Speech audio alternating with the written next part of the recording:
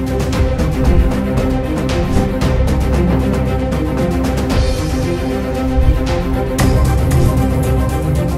viewers, welcome back to Suman TV. The great grandson freedom fighter Kanneganti Hanumantrao garu PhD in American Studies, అమెరికాలో ఉన్నటువంటి 12 యూనివర్సిటీస్లో expertise, అంతేకాకుండా centre for human security studies founder and executive director Ramesh Kanneganti గారు మనతో పాటు ఉన్నారు. సార్తో మాట్లాడదాం. నమస్తే సార్. నమస్తే నవీన గారు. నమస్తే సార్. ఇప్పుడు కెనడా కూడా ఒక బర్నింగ్ టాపిక్ అయిపోయింది. అంటే ట్రంప్ ఎఫెక్ట్ ఏదైతే ఉందో అది కెనడా మీద కూడా పడింది అనుకోవచ్చు. ఇమీడియట్గా అక్కడ ఉన్నటువంటి మన ఇండియన్ స్టూడెంట్స్ని డిపోర్ట్ చేసేస్తున్నారు.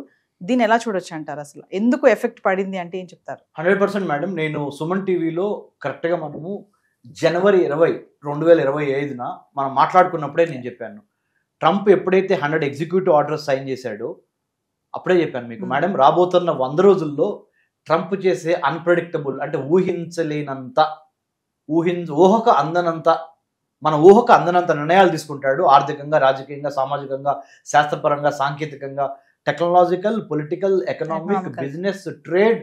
Trump is going to create his own mark. He will be a trendsetter, and also he does believe in doing things which people cannot even expect. So that is his way of taking decisions. That is his leadership style. So అది అప్పుడే చెప్పాను. దాంట్లో భాగంగా I'm not surprised.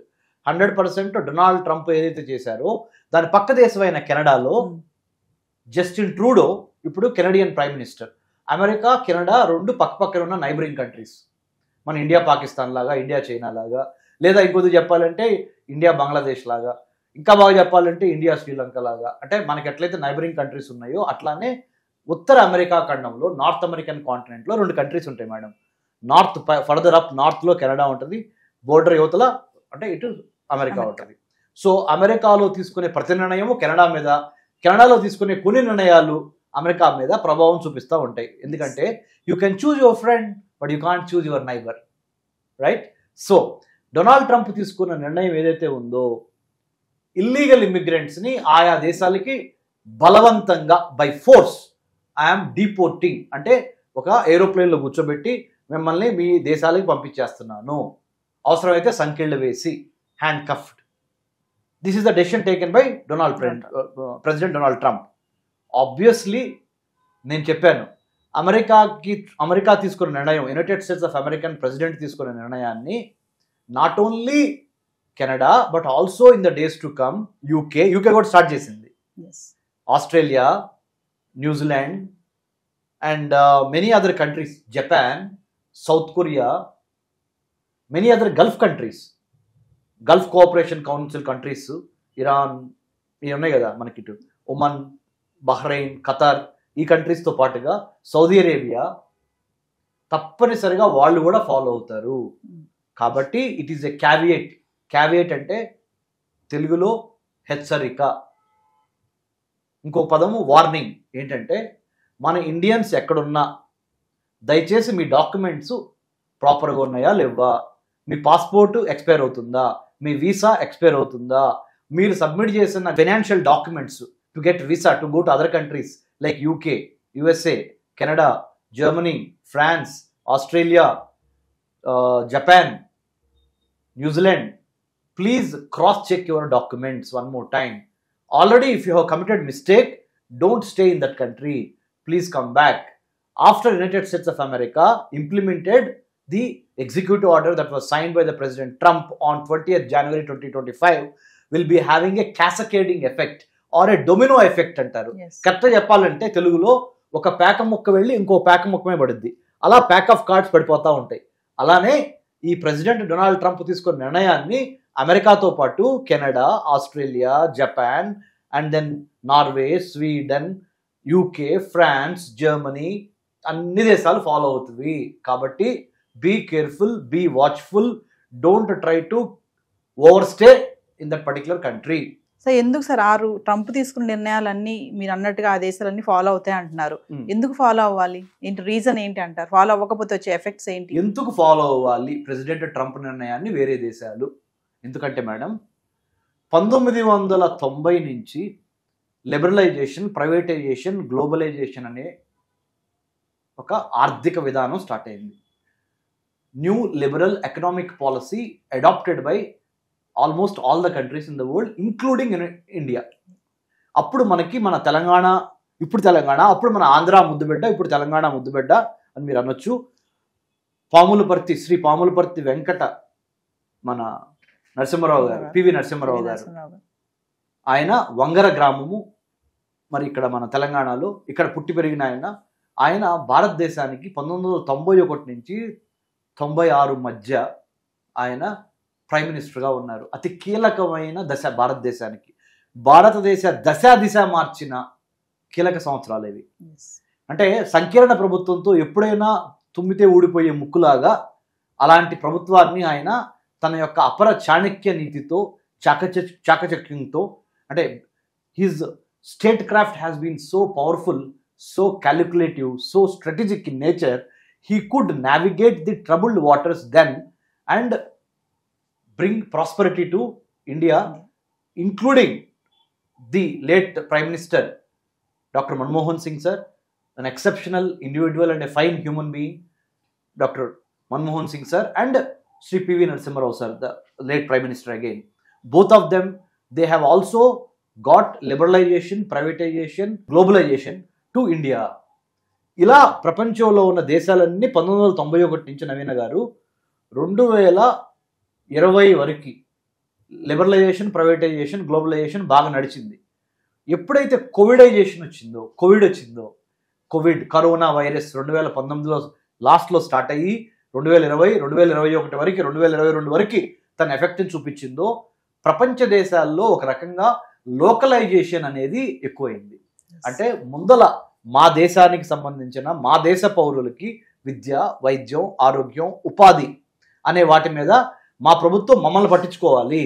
దాని తర్వాతే వేరే దేశస్తుల నుంచి వచ్చిన వాళ్ళని కానీ, వేరే ఇమ్మిగ్రెంట్స్ అనండి, లేకపోతే వేరే దేశాల నుంచి వచ్చి ఇక్కడ చదువుకుంటున్నా లేకపోతే ఉద్యోగం చేసుకుంటున్నా వాళ్ళకే తర్వాత చెందాలి అనే ఒక స్పృహ ప్రపంచవ్యాప్తంగా అన్ని దేశాల్లో వచ్చింది. Localization has become now the new globalization. Localization now has become the new normalization. Localization now has become the new universalization. First లోకల్స్కి అవకాశాలు ఇచ్చి, లోకల్స్ చక్కగా ఉన్నప్పుడే, ఈ ప్రాంత వాసులు ఇక్కడ పుట్టి పెరిగిన వాళ్ళు హ్యాపీగా ఉన్నప్పుడే తర్వాతే మీరు వేరే దేశస్తులకి, అంటే తెలుగులో చెప్పాలంటే అయిన వాళ్ళకి ఆకుల్లో, కాని వాళ్ళకి కంచాల్లో పెట్టే విధానాన్ని మార్చుకుందాము అనే ఒక స్పృహ అమెరికాతో పాటుగా చాలా అమెరికా మిత్రపక్షాల్లో కూడా, మిత్రపక్షాలే కాదు మిగతా అందరిలో వచ్చింది అది.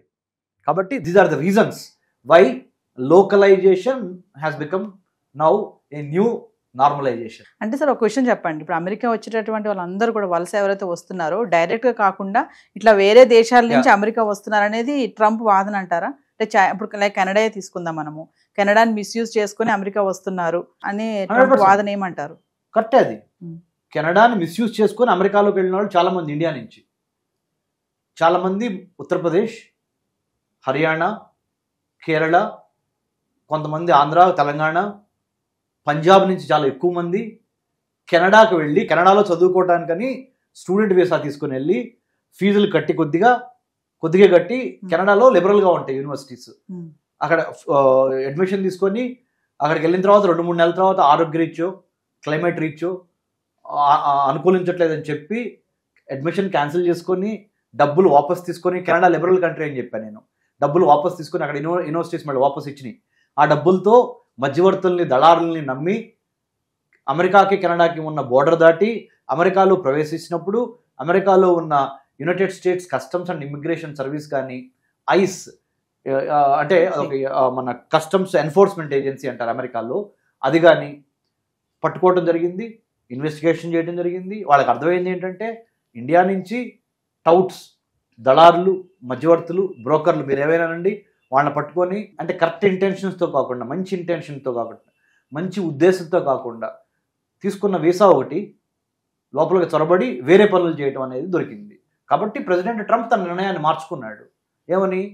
కెనడా బోర్డర్ని స్ట్రెంగ్థెన్ చేయటము, కెనడాకి అమెరికాకి ఉన్న బోర్డర్ని, తర్వాత మెక్సికో నుంచి కూడా చాలామంది లోపలికి వస్తున్నారు, దాన్ని స్ట్రెంగ్థెన్ చేయటము, వాల్ కడతాము, యుఎస్ మెక్సికో మధ్య వాల్ కడతాము, కెనడాని ఏమంటున్నాడు, అవసరమైతే నువ్వు చాలా వరకు నీ యొక్క సెక్యూరిటీ మేము చూస్తున్నాం కాబట్టి, నువ్వు డబ్బులు ఇవ్వట్లేదు కాబట్టి, నార్త్ అట్లాంటిక్ ట్రీటీ ఆర్గనైజేషన్ కానీ ఇంకోటి కానీ దాంట్లో మేము we are protecting you Canada. You don't have very good standing army, you don't have very good arms ammunitions and other technology. We are taking care of you, but you are not paying anything to us. Let's do one thing. రాజ్యంగా మీరు బతకాల్సిన అవసరం లేదు. You don't need to be an independent country. Be part of America as a 51st state of United States of America. మాలో కలవండి. America సంయుక్త రాష్ట్రాలు 50 ఉన్నాయి కదా, మీరు 51వ రాష్ట్రం అండి. మీ మంచి చెడు మేము చూసుకుంటాం. ఎదురు మీరు మాకేం డబ్బులు కట్టట్లేదు కదా, మీ గురించి మేమే పట్టించుకుంటున్నాం కదా, మీ మీద యుద్ధం జరిగితే మేము పోరాడడానికి రెడీగా ఉన్నాం కదా అని డొనాల్డ్ ట్రంప్ ఆ విధంగా కూడా కెనడియన్ ప్రైమ్ మినిస్టర్ జస్టిన్ ట్రూడోకి మొహమ్మద్ చెప్పేశాడు. కెనడియన్ ప్రైమ్ మినిస్టర్ జస్టిన్ ట్రూడోకి మొహమ్మద్ చెప్పాడయ్యా, నువ్వు నీ దేశాన్ని కాపాడుకోవడంలో ఫెయిల్ అవుతున్నావు, దయచేసి మా 51వ అమెరికా సంయుక్త రాష్ట్రంగా అని చెప్పాడు. Of course Canadians they are not happy about it. They strictly opposed whatever Trump has said. So we have to wait and see what will happen. But నేను చెప్తుంది ఏంటంటే, కెనడాని వాడుకొని భారతీయులు వేరే దేశాల వాళ్ళు కూడా కెనడాలో అడ్మిషన్స్ తీసుకొని కెనడాలో వ్యాపారం అని చెప్పి వెళ్ళి కొన్నాళ్ళు ఉండిన తర్వాత అక్కడి నుంచి అమెరికాకు వెళ్ళటం అనేది ఫైనల్ డెస్టినేషన్గా చేసుకున్న మాట వాస్తవము. దొంగ లెక్కలు, దొంగ పత్రాలు, దొంగ పేపర్ డాక్యుమెంటేషను చూపించిన మాట వాస్తవము. కాబట్టి ప్రెసిడెంట్ ట్రంప్ అట్లా రియాక్ట్ అయ్యాడు. థ్యాంక్ యూ నవీన్ గారు.